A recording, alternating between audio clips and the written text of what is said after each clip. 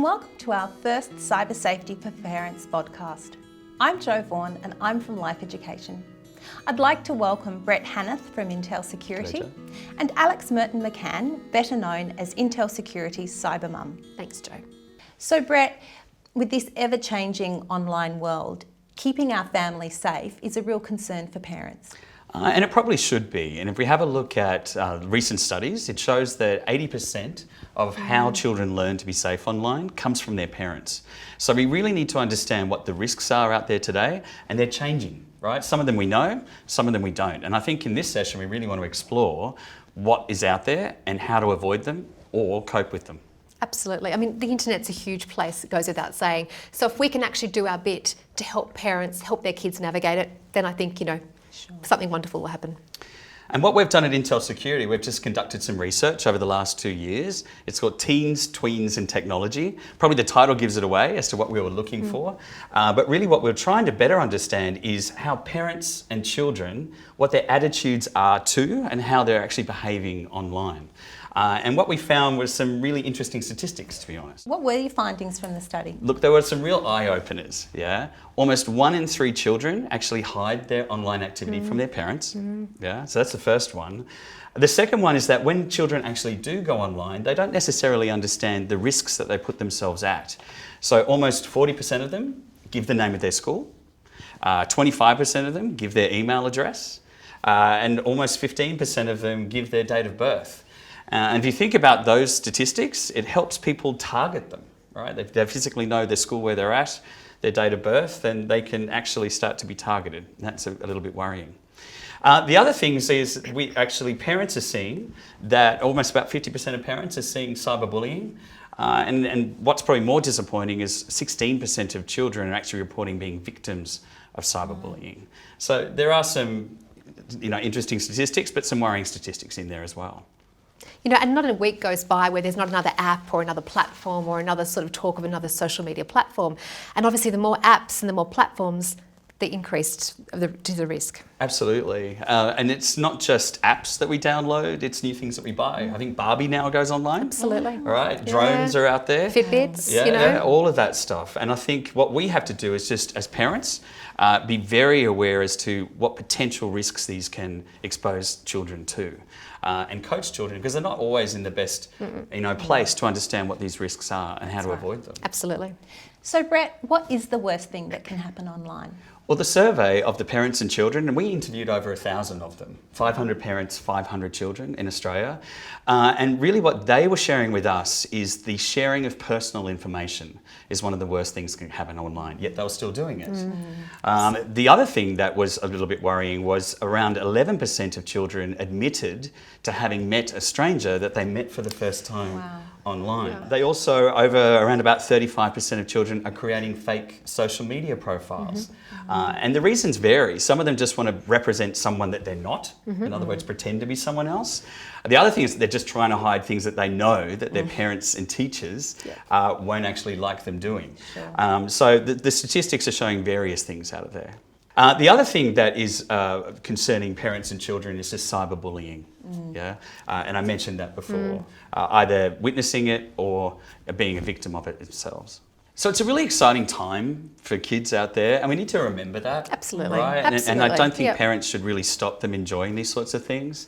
But what we see is, although 88% of parents today say that they know what their children are doing online, 1/3 of children are saying that they hide their activity from their parents. There was also a trend in this study that we conducted from last year to this year where the amount of parents who know what their children are doing online is coming down.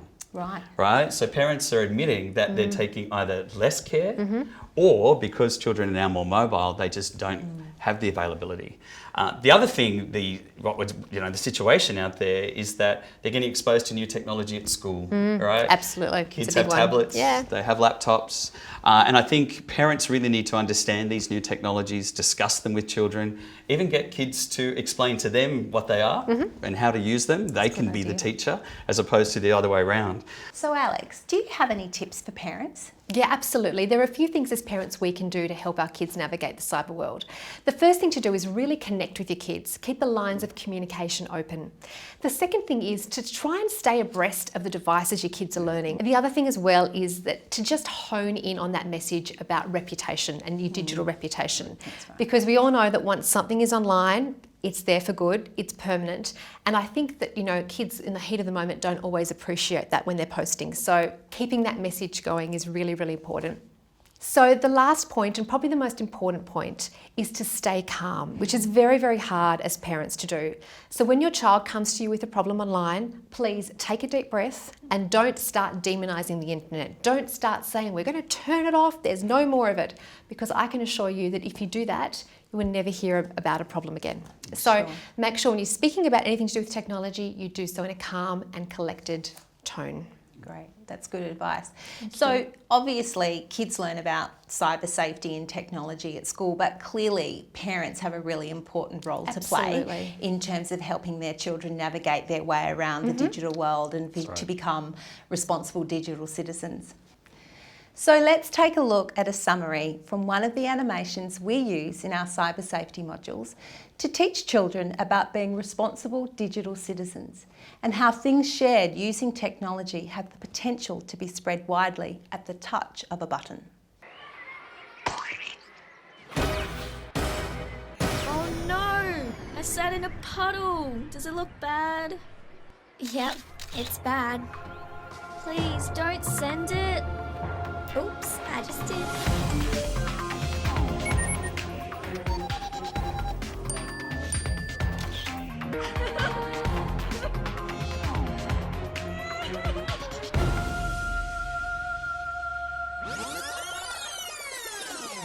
Emma, no! Please, I know it's funny, but no, anything could happen. Okay, I won't. I guess I wouldn't want to post if it was me. Perhaps the most important thing for parents to know is if they or their children experience offensive behaviour online, what do they do about it?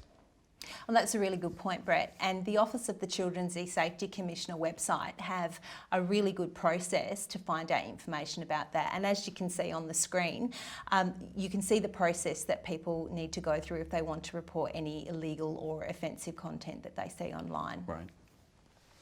The Office of the Children's E-Safety Commissioner website has a range of helpful resources to help keep your family safe online.